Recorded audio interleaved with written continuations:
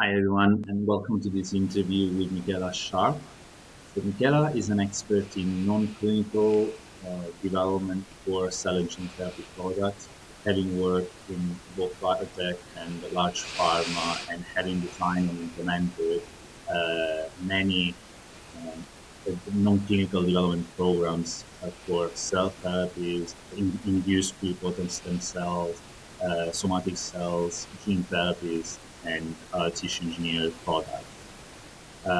So welcome, Michaela, to this interview, Thank you. and thank you for being. So I'd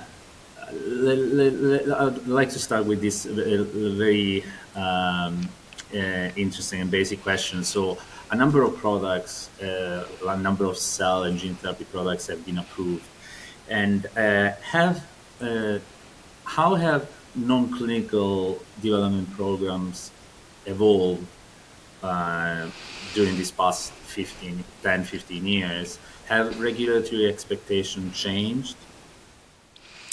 So I think the basics of non-clinical development remain the same. So a non-clinical program is there to define the potential efficacy of a product, to help identify the clinical dose and dosing strategies, and also to determine efficacy. And that principle hasn't changed. But with some of these advanced therapies, actually how you achieve those goals does differ. And I think fundamentally where that change has occurred, and perhaps more clarification of those issues, it's around the science of the product. So what is your therapy? How are you planning on targeting the disease? What are the particular aspects of the disease, and perhaps how you're engineering that therapy? And so the safety and efficacy characteristics are really driven by the science of the therapy. And from a regulatory perspective, this means that perhaps over the last few years, there's been a clearer indication that the sort of risk-based approach to individualized design of programs is the norm. So they expect you to look at the science, work out where the risks are, and what are the most appropriate studies to actually determine those end goals. So there's no set of studies as you would have for traditional therapies, but very much a science-driven, data-based approach. Thank you. Thank you for that. And so given the novel nature of these products, for many of them, we talk about living cells. Uh, is there a role for non-animal testing methods?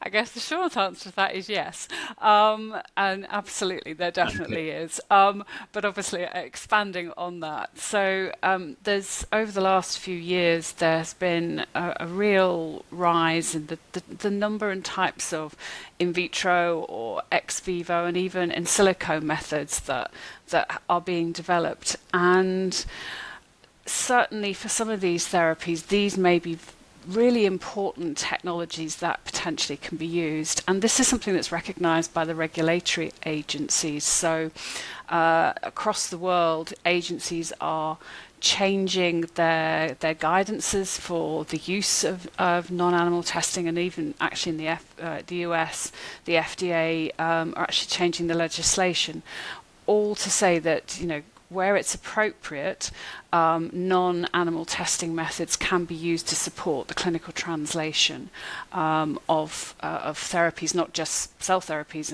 across the board. And there's clear evidence of that appearing in the cell-based therapies. So a very good example is teratoma testing. So for pluripotent stem cell derived products, one of the risks is teratomas from residual undifferentiated cells. And in the past, this has meant large, long studies in immune compromised animals lasting up to 6 months, looking for the formation of teratomas. And now there are methodologies employing things like qPCR, which can very rapidly look for the presence of rare individualized cells. And so this not only achieves the obligations of the 3Rs, but also is much cheaper and much quicker, and probably more accurate as well. The sensitivity of the assays are considerably greater. So that's just one example. And with immune therapies, where actually animal testing has questions of relevance in a lot of aspects to do with efficacy. There's a really strong set of data out there for a number of products where they have used in vitro based approaches, which are much more relevant using human cells and human targets. So definitely a role for non-animal testing methods. Thank you for that. And now, maybe building on that, so given the novel nature of these products and the rare disease, the rare conditions that some of these products are going to treat, are there ways in which these non-clinical, like these preclinical programs, might unexpectedly support the final marketing approval of this product? I think this is a really good question, and I think it's a really important point that a number of these products, particularly in the gene therapy space, are for rare and ultra-rare diseases, but also in cell therapy space, you may have only short-term data in your clinical populations. And this is where actually early in development, if you think about your animal models and where you have a really appropriate animal model of disease, there is actually the potential to generate long-term efficacy and safety data. And this may ultimately be able to supplement your clinical package, which may be quite small or limited in duration. And this can be very valuable in discussions, particularly with reimbursement bodies, where they're going to be considering, the potential longevity of the response that you're seeing.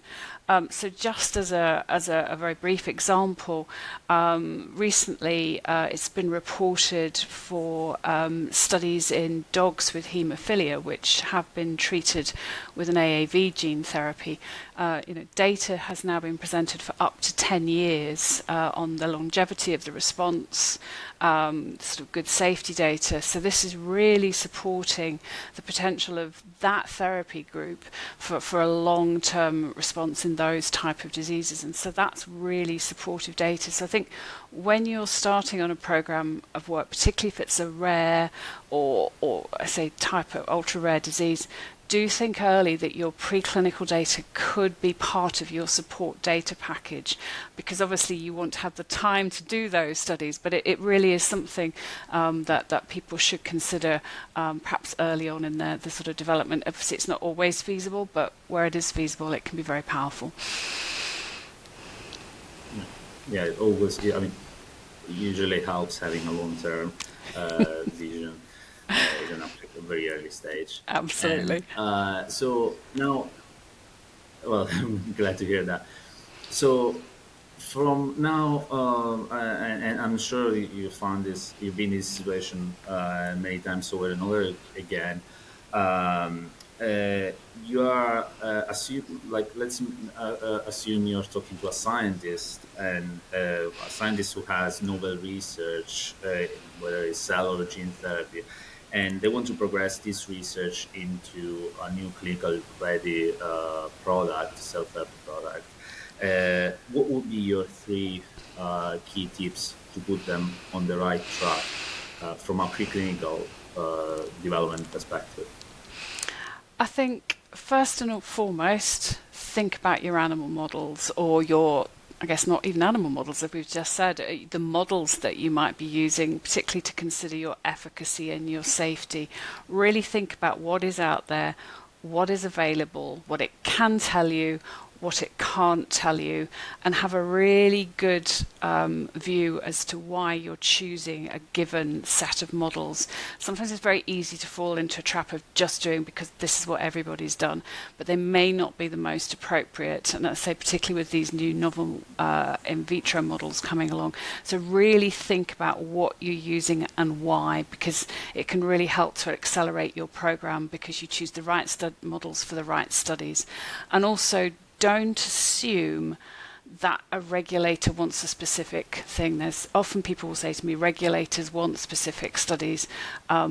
What regulators want is the studies that address the scientific questions and the risks and etc. that you've identified. So really that time up front spent planning what you intend to do, and also because that allows you to get maximum information out of a study, which is obviously very efficient, particularly has the ability to allow you to maximize what you get from a study, but also to move to clinic through that preclinical phase faster.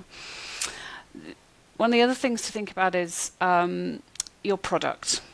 In the ideal world, you will have your final product when you start your preclinical program, but you won't.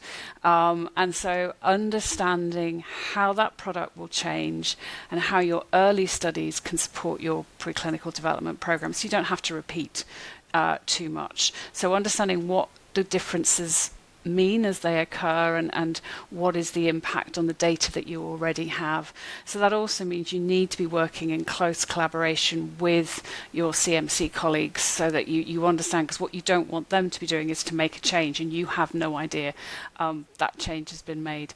But also to understand that changes will occur. Everyone tells you they don't want changes, but they will occur, and it's how you handle it. So the other thing is to make sure you keep as much information about the products that you use for a specific study, the best to your knowledge at the time. It will improve as you go along, but that can be really, really important and help you utilize that early data that you have that can be really, really valuable.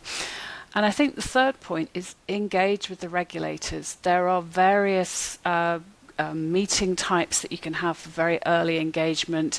The UK, the US, Europe, actually across the world, there are various mechanisms that allow you to have that early engagement. And with these novel programs, when you've got a non-clinical program that itself is novel, have that early engagement, because if the regulators have a specific concern or specific issue they want you to address, you want to know about it early. You don't want to be finding out really late on.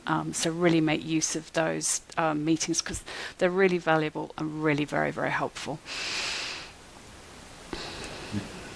Excellent. Thank you, Michaela. It's been great to have you here, and I'll learn a lot. And I'm looking forward to learning even more during our workshop.